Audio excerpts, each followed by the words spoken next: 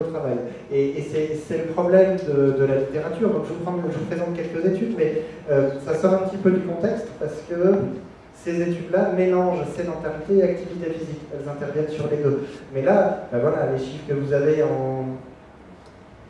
de bien-être en termes de réduction de symptômes dépressifs, d'anxiété, de somatisation, etc. Voilà, vous avez un tiers à 50% de réduction des symptômes. Vous avez aussi des effets, tout ce qu'il y a de plus positif sur des chiffres de tension artérielle, la dyslipidémie qui est améliorée, des choses comme ça. Mais vous avez compris des preuves en termes de réduction de consommation médicamenteuse, mais je passe vite parce que ces études n'isolent pas la sédentarité.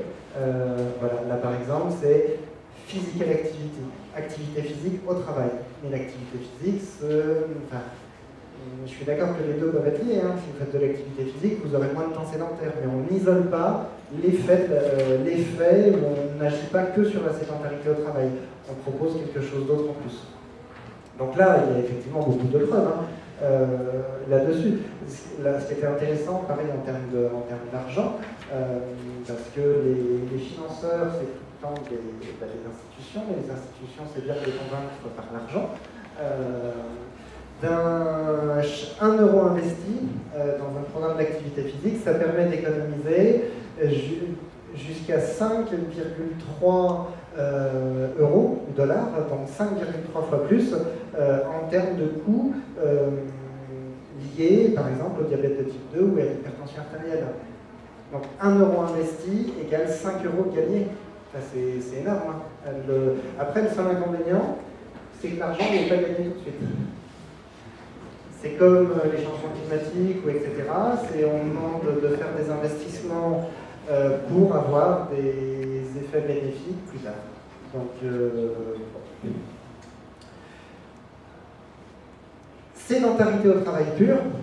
Alors, des études, est-ce qu'il y en a? Oui. Mais le souci, c'est que ça reste des études pour l'instant qui en sont encore en phase expérimentale. Vous avez l'Australie. Je vous présenterai des vidéos si j'ai le temps. La norme en Australie, donc je suis professeur associé en Australie, à l'Australian Catholic University. Je n'ai pas un bureau qui m'est dédié, mais il y a un bureau pour les professeurs invités. Dans tous les bureaux, y compris dans le mien, il y a un bureau modulable en hauteur. La norme est le bureau modulable en hauteur. J'ai un bureau modulable en hauteur depuis 1 an, mais j'ai mis 10 ans à l'avoir au niveau du CHU. Juste pour vous dire les différences de mentalité et les progrès que la France a à faire. Mais bon, si ça vous rassure, à ma connaissance, l'Australie est le seul pays à être à la pointe de la lutte contre la sédentarité. Mais la norme, c'est les bureaux modulables en hauteur. Donc il y a une grande étude qui s'appelle Stanford Victoria. Victoria, c'est il y a 5, on va dire, entités, régions administratives en Australie. Donc le Victoria, c'est une des grosses entités administratives de l'Australie. Je pense que ça représente en surface quelque chose comme 7 ou 8 fois la France. Voilà, donc c'est juste pour vous dire que c'est une grosse étude. Et donc dans cette étude, voilà, ils regardent plein de choses, mais ils ne seront pas significatifs sur la mortalité par exemple. Ils seront significatifs sur des critères de jugement secondaires. Et donc, dernière chose que je vais vous présenter, c'est effectivement la nécessité d'agir, mais aussi d'avoir des connaissances en termes de santé au travail. Donc il y a un logiciel qu'on a développé en collaboration avec la société Witifit. Donc c'est un partenariat public-privé entre le CHU de Clermont-Ferrand et la société Witifit. Moi je suis très à l'aise pour vous en parler parce que je ne touche absolument aucun centime. Je suis simplement, entre guillemets, propriétaire des données, sachant que ce sont des données anonymes. Donc l'idée, en fait, c'est toujours pareil, c'est donc le XXe siècle a eu un changement assez dramatique de la façon de travailler, qui a conduit justement à de la sédentarité au travail, à des changements d'habitudes nutritionnelles, à du stress, et tous ces facteurs pris indépendamment ils augmentent tous à la fois la morbidité et à la fois la mortalité. Tous, de manière indépendante. Par exemple, l'étude Interart 2004, c'est la première étude avec un énorme niveau de preuve qui a démontré que l'un des principaux facteurs de risque cardiovasculaire, c'était le stress au travail. Par exemple, juste pour vous citer, pour mettre un nom sur le stress au travail.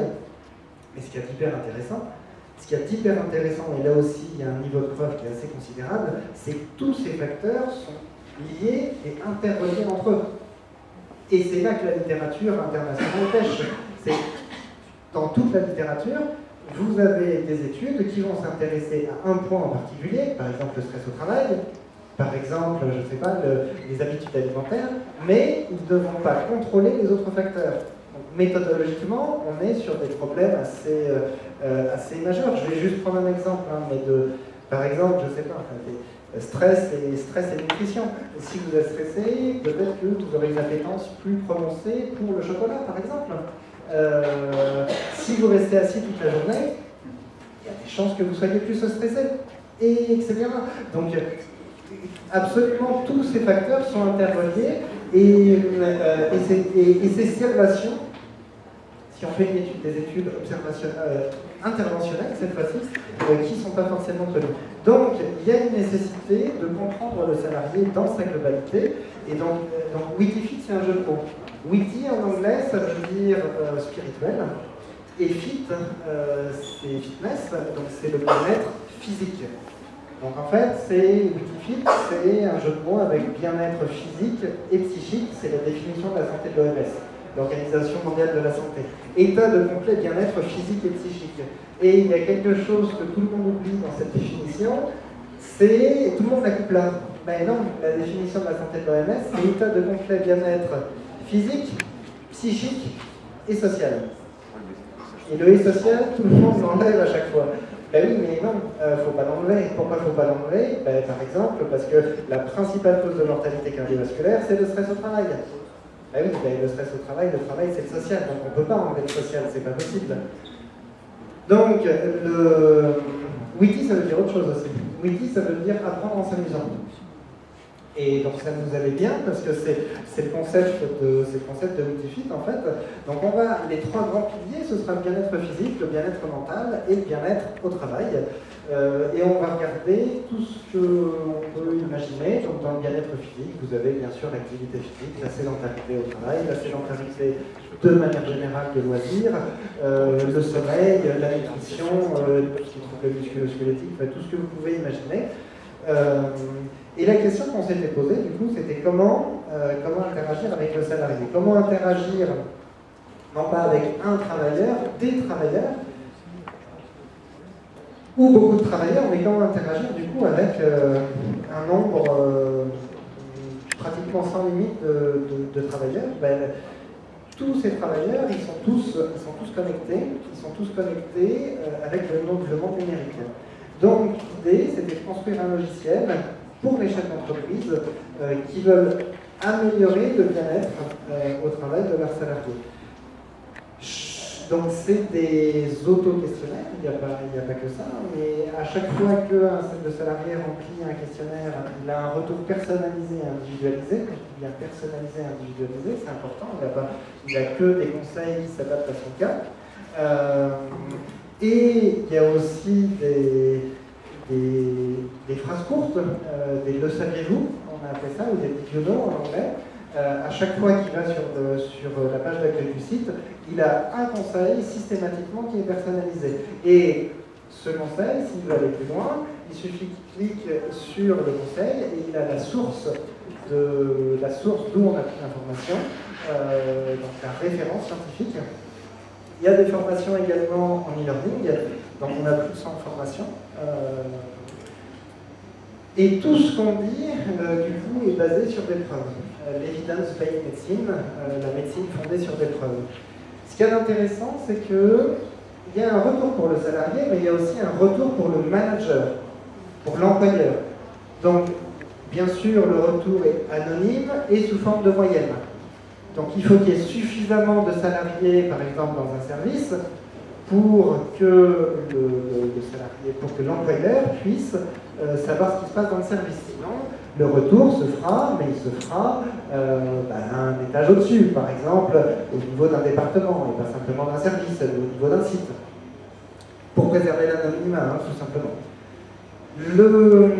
Du coup, les managers voient où sont les problèmes et peuvent tout à fait, du coup, corriger les problèmes. Donc, par exemple, on est implanté dans une grande enseigne qui a 40 magasins en France. Si vous avez une ligne par magasin et si vous avez des colonnes avec les différents problèmes identifiés, soit vous avez une colonne qui est toute rouge, par exemple, là ça veut dire que c'est un problème au niveau de l'entreprise, de structuration au niveau de l'entreprise, soit vous avez une ligne qui est rouge. Dans ce cas, c'est un problème au niveau d'un magasin. Et après, ça peut se voir si c'est au niveau d'un hôpital, les lignes peuvent être des services, etc. L'idée, en fait, c'est d'intervenir en amont, avant que les problèmes arrivent, et de pouvoir les identifier et les corriger. Et l'autre avantage, c'est que c'est aussi, du coup, un outil de suivi. C'est-à-dire que les audits qui sont faits, je pense que c'est, à mon avis, à jeter. Il y a un audit qui a été fait au niveau du CHU sur les risques psychosociaux il y a 3 ans. Aucun critère objectif, c'était simplement des entretiens avec divers salariés qui mettaient en évidence les problèmes, qui identifiaient les problèmes. Ok, ensuite, s'il y a des actions qui sont faites, comment est-ce qu'on les évalue? Est-ce qu'on sait si ça va mieux? Non, on ne sait pas. Là, l'outil permet d'identifier les problèmes, mais permet aussi du coup de voir si les actions faites et entreprises permettent d'améliorer les problèmes. Bien entendu, il y a une collaboration avec la médecine du travail, puisque la médecine du travail a le même retour que l'employeur. Il y a 2 bases de données.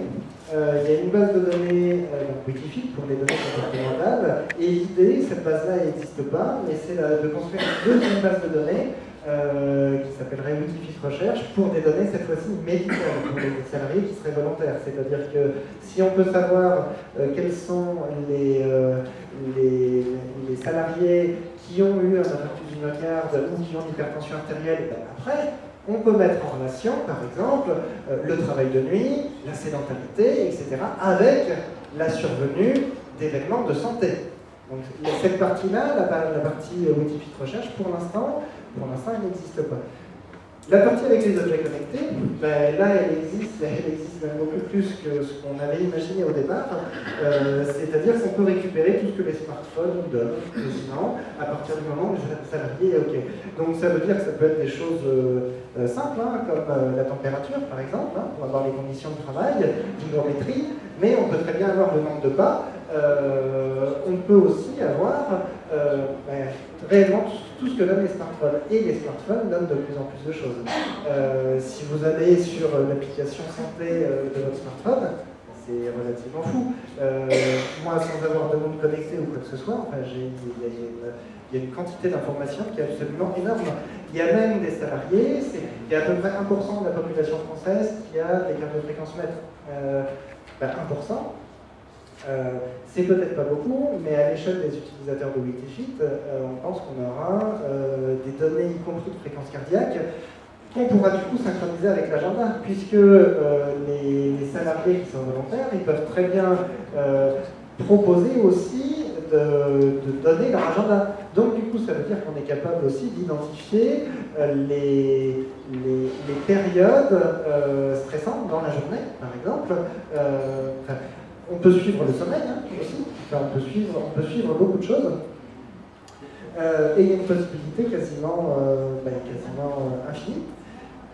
Wikific est totalement anonyme, puisque comment ça marche? En fait, l'entreprise donne le numéro de ressources humaines à Wikific. Donc, elle donne tout simplement le listing avec une colonne numéro RH, numéro de ressources humaines, et les informations qu'elle souhaite. Donc, par exemple, on est implanté dans une entreprise de téléphonie.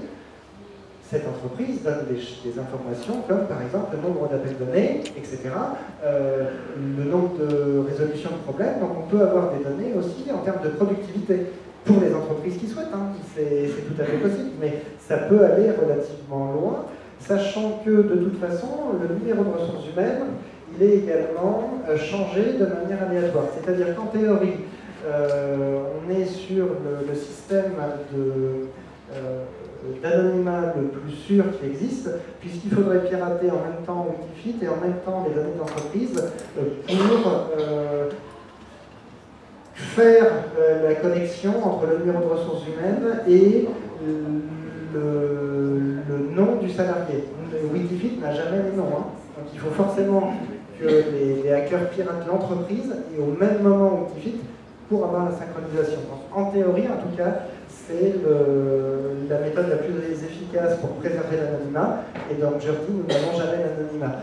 La base Wikipedia recherche, du coup, qui n'existe pas, mais l'idée, ce qui est prévu, c'est qu'elle soit implantée au niveau du CHU de Clermont-Ferrand, donc sur une base de données séparée, pas la même base de données.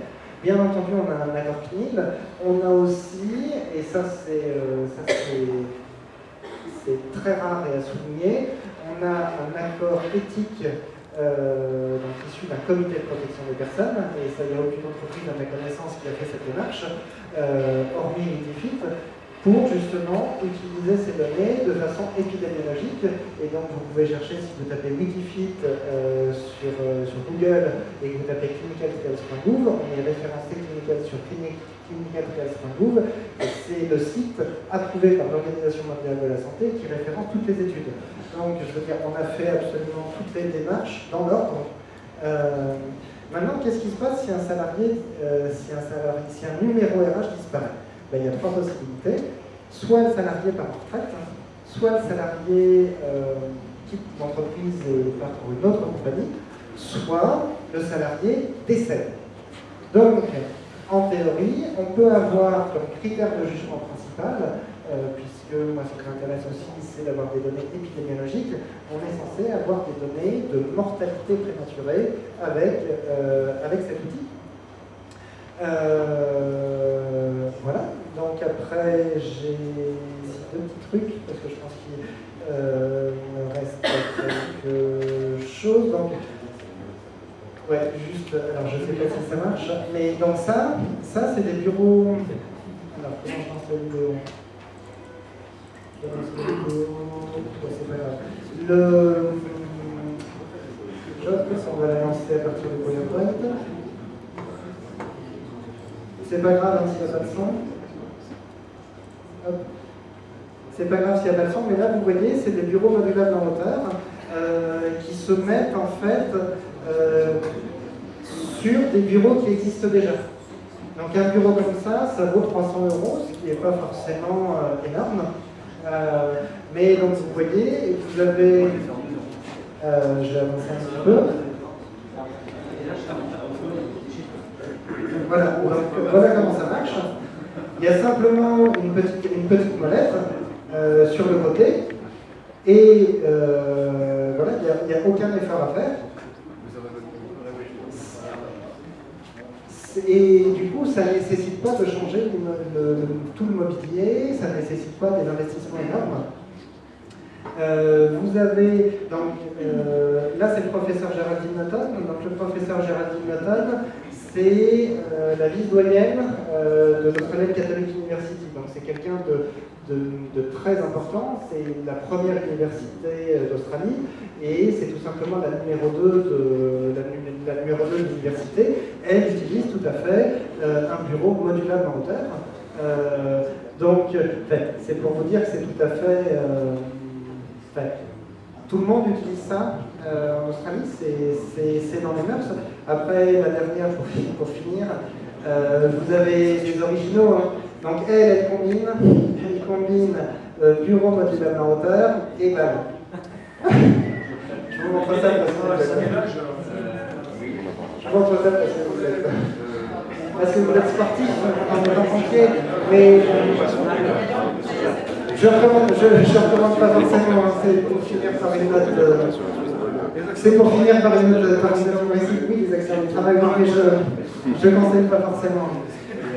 Donc ce que je veux que vous reteniez, c'est ce que je vous ai dit, c'est-à-dire que la première cause de mortalité évitable, c'est la sédentarité au travail, et la première cause de mortalité évitable, c'est la sédentarité. Or, nous ne sommes sédentaires que et uniquement que au travail, nous ne sommes pas sédentaires dans notre vie de loisir.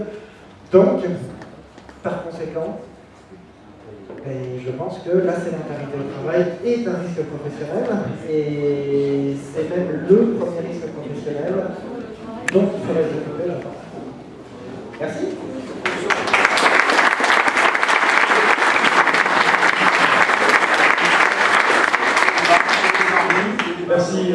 Merci vraiment, professeur Dutheil, pour l'angle que nous avez donné, l'angle d'ouverture que nous avez donné concernant la sédentarité au travail, parce que je pensais plus que ça concernait moi. Ma grand-mère qui est restée assise sur la chaise, et je m'aperçois qu'on est tous sédentaires au travail et qu'on a des efforts à faire là-dessus. Oui, exactement. La deuxième chose, j'ai voulu savoir quelle est votre fiche de recrutement qui était posée sur le bar là-bas pour entrer au SDIS dès l'année prochaine. Vous verrez ça avec Thierry Pagnardier. D'accord, tout est prêt. Et la troisième chose sur laquelle je vous informe, c'est que nous allons faire une petite pause d'environ 25 minutes et vous pourrez découvrir les ateliers, notamment pour vous hydrater avec la Société de Zongoldi qui vous propose donc différentes boissons et la Mutuelle Nationale des Sapeurs-Pompiers qui fait des smoothies qui sont vraiment sympas, légumes et fruits. Donc vous pouvez vous hydrater pendant une vingtaine de minutes et on reprendra. Oui, après c'est ce que je vais dire, voilà. Et ensuite, vous avez le docteur Geoffroy qui va vous parler des risques cardiovasculaires à 10h30. Mais, ça c'est pour le programme. Maintenant, j'aimerais bien qu'il y ait quelques questions, si vous le souhaitez, au professeur Dutheil, concernant la sédentarité au travail. Et je vous fais passer le micro. Je transférerai votre question. Ah, ok. Moi, j'ai deux questions. Quelle est la définition de la sédentarité ?